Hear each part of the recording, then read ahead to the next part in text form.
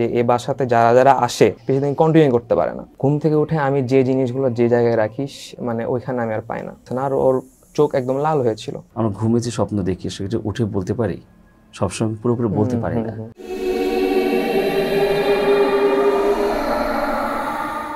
তৌসিফ, তুমি তোমার পরিচয়টা সংক্ষেপে বলে তোমার গল্পে চলে যাব আমরা।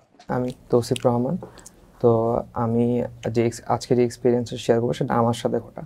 আমি যখন প্রথম ঢাকায় আসার পরে এখানে ফার্স্টে বাসা খোঁজার ট্রাই করি, কিন্তু এখানে সমস্যা হচ্ছে ব্যাচেলারদেরকে ভাড়া দিতে চায় না।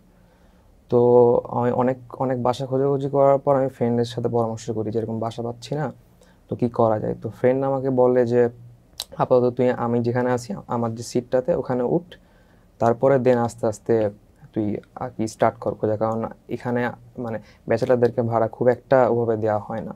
তো আমি ওর যখন সিটে উঠার আগে ও আমাকে হালকা হিন্টস দিয়ে রেখেছিল যে বাসায় একটু সমস্যা আছে। তো আমি আমার তো এই ধরনের এক্সপিরিয়েন্স আগে কখনো হয় নাই। তো এই ধরনের এক্সপিরিয়েন্সের উপরে বিশ্বাস নাই, মানে বিশ্বাস তো আছে ইসলামের দিক থেকে যে জিন আছে, কিন্তু ওই অর্থে যেহেতু আমার সাথে কখনো হয়নি, তো ওই মানে আরে আমি বলছি আর কি সমস্যা হলে আমি দেখবো, সেটা ফেস করবো। তো যখন বাসাতে উঠা, ওখানে নিয়ম হচ্ছে 2 মাসে অ্যাডভান্স দেওয়া। তো আমি 2 মাসে অ্যাডভান্স দিইনি, 1 মাসে অ্যাডভান্স দিয়ে উঠছি, যেহেতু আমি তো ওখানে কন্টিনিউ করবো না। তো ঠিক আছে, আমি উঠার পরে আমার সাথে যেটা আর কি আগে কখনো যদি এক্সপিরিয়েন্স হয়নি, তো ঘুমের মধ্যে আমি কখনো ওই রকম স্বপ্ন দেখতাম না আগে, যে হচ্ছে আমার সাথে কিছু হচ্ছে বা অন্য কোনো স্বপ্ন বলতে গেলে আমি ওরকম মনে নাই দেখেছি কখনো ওরকম। তো বাসাতে যখন প্রথম আমি উঠি, এমন হতে পারে যে হচ্ছে নতুন বাসা ওই জন্য হতে পারে, তো আমি প্রায় একটা স্বপ্ন দেখতাম হুট করে যে কেউ আমাকে ডাকতেছে। আমি উঠার পরে ওনার ফেসটা আমার ঠিক মনে নাই, বাট আমি গেট খুলে দিই, উনি হচ্ছে গেট দিয়ে ঢুকে আমি আবার আর কি ঘুমায় যাই। তো এটা আর কি ফার্স্ট যখন মানে আর কি দেখতাম, তখন ওরকমভাবে মানে মানে মাথায় আসেনি আর কি জিনিসটা কেমন হচ্ছে কী হচ্ছে। বা আস্তে আস্তে আমি এটা ফিল করি যে হচ্ছে আমি যখন ঘুমায় থাকি, ঘুম থেকে উঠে আমি যে জিনিসগুলো যে জায়গায় রাখি মানে ওইখানে আমি আর পাই না। এটা আমার ফ্রেন্ড তো ম্যাক্সিমাম সময় বাইরে থাকতো। তো আমার যেহেতু ভার্সিটি লাইফ এখন স্টার্ট হয়েছিল না, তো আমি হচ্ছে ম্যাক্সিমাম বাসাতেই থাকতাম। তো এক জায়গায় আমি একটা জিনিস দেখেছি, সেই জিনিসটার ওখানে নাই। আর বাসার একটা সবচেয়ে বড় সমস্যা ছিল, বাসাতে লাইট কিছুদিন পর ফিউজ হয়ে যেত।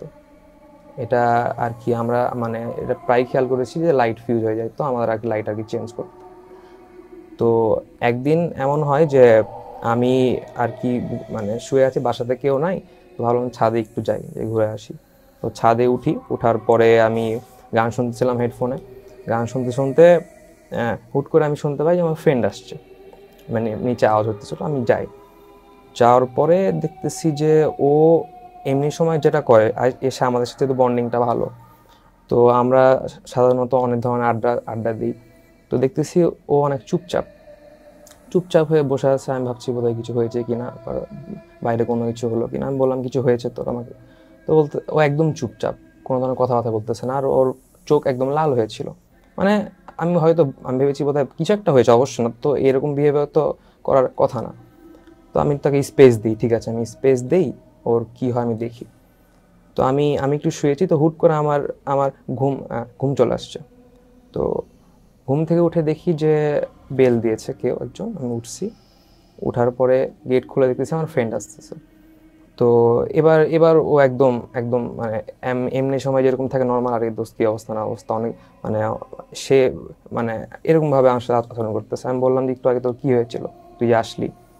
তো বলতেছে যে আমি তো এখনই আসলাম, তো আগে আসে নাই। তো আমি ভাবতেছি যে আমি ওকে এখন কিছু বলি না, আমি নিজে ভাবতেছি যে আমার তো ভুল হওয়ার কথা না, কারণ আমি তো এমন না যে ঘুমাইছিলাম, ঘুম থেকে উঠে ছাদে গেছি বা এরকম কোনো কিছু। আমি তো এমনি এখন আপনার সাথে যেরকমভাবে কথা বলতেছি ঠিক এরকমই। তো আমি ওকে কিছু বলি নাই ওই সময়। তো ঠিক আছে, তো আমি ভাবতেছি যে আমি হচ্ছে মানে এই জিনিসটা কী হলো আসলে। ঠিক আছে, ওই দিন আমি আর ওকে কিছু বলি নাই।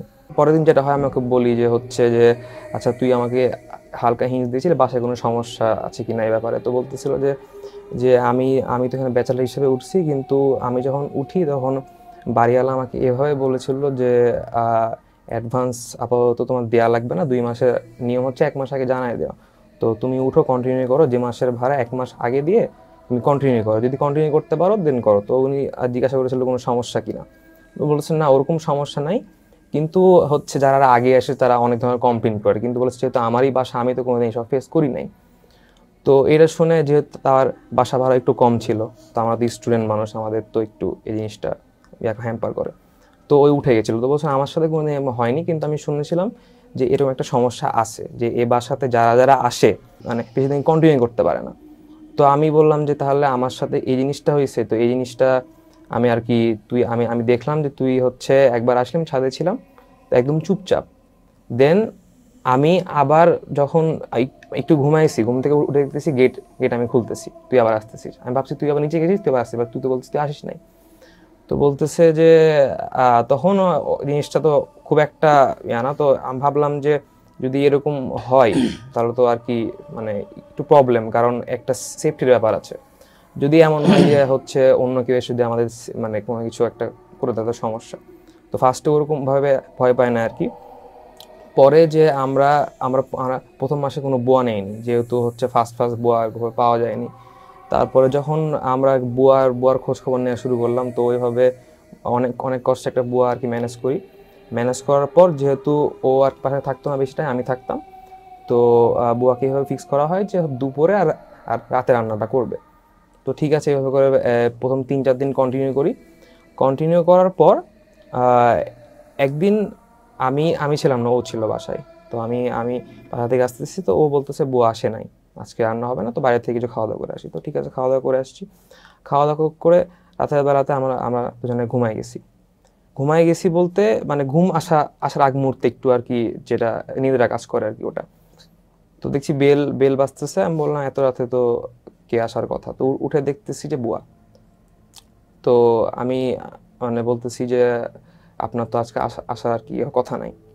তো বলতেছে যে আমি একটু সমস্যার মধ্যে পড়েছিলাম, আমার এরকম বাসায় একটু সমস্যা ছিল, তো আর কি আপনাদেরকে বলতে আসলাম, আমি আমি হলো মানে কাজটা আর করবো না আপনাদের। তো হচ্ছে আমরা মানে আমি তো শকড আর কি, যে কি হলো না হলো। তো হচ্ছে পরবর্তীতে যেটা হয় আর কি, যে আমি পরে আর কি আমার ফ্রেন্ডকে বললাম যে এরকম বুয়া হুট করে চলে যাচ্ছে, কিছু কিছু আর কি কোনো কোনো প্রবলেম হয়েছে কিনা। তো আমরা আর কি কোনো ধরনের প্রবলেম পাইনি। পরবর্তীতে আমরা আর কি খোঁজ নিয়ে জানতে পারি যে ওই বাসাতে যারা আগে ছিল ওনাদের মধ্যে একজন আর কি ব্ল্যাক ম্যাজিকের চর্চা করতো। তো এটা ওনাদের ওনাদের কাছ থেকেই শোনা, যে ওনারা যখন থেকে বাসা ছেড়েছে তারপর থেকে সবসময় প্রবলেম, ওই বাসাতে বুয়া কোনো বুয়া এই জন্যে হয়তো এই জন্য আমরা আমরা আর পাচ্ছিলাম না, এবং যে বুয়া আমরা ঠিক করছি 3-4 দিন কাজ করার পর উনিও আর যেহেতু কাজ করছে না, সেহেতু হয়তো উনি এ বাসায় আসার পরে কোনো না কোনো কাহিনী অবশ্যই শুনেছে যে বাসাতে সমস্যা আছে বা কোনো কিছু। তো আমাদের সাথে যেহেতু ফার্দার কোনো কাহিনী হয়নি, তো আমরা ভাবি যে আচ্ছা ঠিক আছে, যেহেতু আমার মানে সবখান থেকে শুনতেছি এরকম সমস্যা, তো আমরা এখানে আর আর না আর কি কন্টিনিউ করি, দেওয়া আমি বাসাটা আর কি ছেড়ে দেই। তো ছেড়ে দেওয়ার আগে আর একটা জিনিস করেছিলাম, যে বাড়িওয়ালাকে বলেছিলাম যে আঙ্কেল এরকম যদি সমস্যা হয়, তো আপনাদের যেহেতু এই মানে আমরা তো স্টুডেন্ট, আমরা আসছি বা অন্য কেউ আসছে, এইভাবে করে তো সমস্যা। তো উনি আমাদেরকে যেটা বলে যে আসলে আমাদের সাথে টুকটাক সমস্যা হয়, কিন্তু আমরা তো বাসা আর কি ছাড়তে পারবো না, আমাদের বাসা তো আমাদের জিনিসটা ম্যানেজেবল হয়ে গেছে, এই জন্য তোমাদের কাছ থেকে অ্যাডভান্সটা আমরা নেইনি ওভাবে করে, সমস্যা হলে তোমরা আর কি চলে যেতে পারো। পরবর্তীতে আর কি আপাতত আমরা আলাদা আলাদা জায়গায় আর কি আর শিফট করেছি। তো এটাই আর কি আমার সাথে যেটা আমার ফ্রেন্ডের সাথে যেটা রিয়েল স্টোরি যেটা আমরা ফেস করেছি। মানে ওই রকম ওই অর্থে ভয়ের কিছু না, কিন্তু জিনিসগুলো অনেক স্ট্রেন। মানে আপনি আপনি একটা জায়গায় আপনার ফোন রেখেছেন বা একটা জায়গায় কিছু রেখেছেন, সেই জায়গাতে কেন থাকবে না? কারণ আমি তো রুমে একা আছি, তাই না? ও নাই। তো ধরেন যে ও আছে, তো ও যদি চেঞ্জ মানে জিনিসটা হটাইলো, কিন্তু আমি একটা জায়গায় জিনিস সেটা ওখানে কেন থাকবে না? এই জিনিসগুলো আর জিনিসগুলো যে এমন না যে হচ্ছে আমি আমি আমি আমার সেন্সের মধ্যে নাই, ঘুম থেকে উঠছে এরকম, এমনি এমনি ইন জেনারেল আমি আমি বাসায় আসলাম, একটা জায়গায় আমার একটা জিনিস রাখলাম, সে জায়গাতে ওই জিনিসটা নাই। তপু ভাই, এই বিষয়ে আপনি কি বলবেন, মানে আপনার অভিমত কি? প্রথম মনে হচ্ছে যে বাসার মতো আর কেউ আছে, হয়তো বা দেখতেছি না, ঠিক না? তো তোমার বুয়াকে কিছু বলছিল, সে কি দেখছে? না, বুয়া কিছু বলে নাই। বুয়া হচ্ছে 3-4 দিন কাজ করার পরে আর কি আমাদেরকে ডিরেক্ট বলে দিয়েছে আমরা আর আমি আর কাজ করব না। তো যখন কাজ করতেছে না তখন আমরা আর কি বুয়া ওইভাবে করে মানে আর কি মানে আর আমরা খোঁজ খবর নিলাম, খোঁজ খবর নিয়ে বুয়া আর পরে আর পাই নাই। তো তখন আমরা যে দারোয়ান তারপর আশেপাশে যারা আর কি দোকানদার জিজ্ঞাসা করতেছি যে কি সমস্যা আসলে, মানে আমরা আসলে খোঁজ করতে গেছিলাম যে কোনো বুয়া আর কি ওনাদের পরিচিত আছে কিনা। তখন ওনারা আমরা জানতে পারি যে বাসাতে এরকম সমস্যা আছে, কেউই আর কি টিকতে পারে না এই বাসায়, যেই আসে বাসা আর কি ছেড়ে দেয়, এটাই সমস্যা বাসা। আসলে সবকিছু তো ব্যাখ্যা করা যায় না আসলে সায়েন্টিফিক্যালি। তবে মানে ঘুমের আগ মুহূর্তে বা ঘুম থেকে উঠে মানুষ কিন্তু সবসময় রিয়েল কিছু দেখে না। সে হয়তো আমরা সবসময় অনেক মানে আমরা ঘুমে যে স্বপ্ন দেখি সেটা উঠে বলতে পারি, সবসময় পুরোপুরি বলতে পারি না। হ্যাঁ, হয়তো ওই রেস্টটাই থেকে গেছে। আর প্রথম কথা যদি বলতো যে তুমি উঠার আগে ওই ছেলেটা কিছু বলে নেই যে এই বাড়িতে কিছু আছে, তুমি তো মাইন্ড সেট আপ নিয়ে তুমি ঢুকছো যে এই বাড়িতে সামথিং কিছু একটা আছে, হয়তো শুনো নেই, তুমি এই জিনিসটা হয়তো বা মনের ভিতরে ঢুকাইছো। হ্যাঁ, তুমি তো ভাবতেছো না এটা কোনো পাত্তা দিয়ে নেই, কিন্তু আসলে তুমি কিন্তু একটা মনের ভিতরে ঢুকাইছো। আশেপাশে আমাদের অনেক ইনফরমেশন ঘুরে, আমরা সেখান থেকে কিছু কিছু ইনফরমেশন পিক আপ করে দিই এবং সেটা আমাদের অবচেতন মনে আসে। ধরো আমরা যে অনেক রিক্সাওয়ালা, অনেক রিক্সায় চড়ি না, আমি যে একটু আগে যদি একটা আমি যে রিক্সা চড়ে আসছি, সেই রিক্সাওয়ালা কী জামা পরছে সেটা কিন্তু আমার মনে থাকবে না। যদি সেই রিক্সাওয়ালার মধ্যে কিছু একটা আমি অ্যাবনর্মাল কিছু পাইতাম, তাহলে কিন্তু মনে করতে পারতাম যে সে এই রঙের কিছু পরছিল। মানে কি, আমরা সামথিং কিছু মানে আমাদের মন যেটা চায় সেটা আমরা অ্যাকসেপ্ট করে নিই, কিন্তু বুঝি না। সেটা ধরার সময় যে কোনো সময় স্বপ্নে আসতে পারে বা অবচেতন মনে আসে। আর তুমি যে বললে না যে ও মানে কেউ দেখতেছে, মানে কেউ চলে যাচ্ছে এরকম, আসলে আমরা তো মানে ইসলাম ধর্মের অনুসারী, জিন বলে কিছু না কিছু আছে, কিছু না, সত্যি কথা জিন আছে আমাদের ধর্মগ্রন্থ অনুযায়ী, সেটাকে অস্বীকার করা যায় না। আমি বললাম যে সব কিছু আসলে আমি একদম অস্বীকার করতে পারবো না, আবার সায়েন্টিফিক্যালি কিছুটা ব্যাখ্যা করা যায়। তোমার ঘটনাগুলো এরকম যে ঠিক আমি যে বললাম যে সন্ধ্যার সময়, আবার ধরো ঘুম থেকে উঠে দেখতেছো হ্যাঁ নাই, এখানে সেটা নেই, মোবাইল নেই, তো এটা ওইরকমভাবে হতে পারে। তুমি তো মনে ভুলে হয়তো ওখানে রেখে আসছো, হ্যাঁ, হয়তো মনে কাজ করতেছে এরকম। আর ডেফিনেটলি যদি ভূত আমি কিছু দেখতে পারতাম তো হয়তো ওইরকম হতো। এটা আমি বলে যে তোমাকে আমি একেবারে মানে কিছু ঘটেছে সেটাও বলবো না, আবার বলবো যে এরকম হতে পারে। আমরা যেটাকে ভূত বলি, এটা আসলে হাদিসের ভাষায় এটাকে বলা হয় ইফরিত। এটাকে মানে খারাপ অর্থে আমরা ভূত বলি আসলে জিনকে। তো সাহাবারা জিজ্ঞেস করেন যে ইয়া রাসূলুল্লাহ, আপনার সাথে যেই জিনটা থাকে সে কি আপনাকে বিরক্ত করে না? রাসূলুল্লাহ সাল্লাল্লাহু আলাইহি ওয়াসাল্লাম বললেন, ও আমাকে বিরক্ত করে না, বরং ও আমার সাথে যেটা আছে ওইটা হচ্ছে আমার কথা শোনে এবং ও নামাজ পড়ে, ও ভালো হয়ে গেছে আমার সাথে থাকতে থাকতে। তো নবীর সাথে থাকলে ভালো তো হবারই কথা। প্রত্যেকটা মানুষের সাথেই থাকে এবং প্রত্যেকটা বাড়িতেই অন্ততপক্ষে একটা করে জিন থাকে।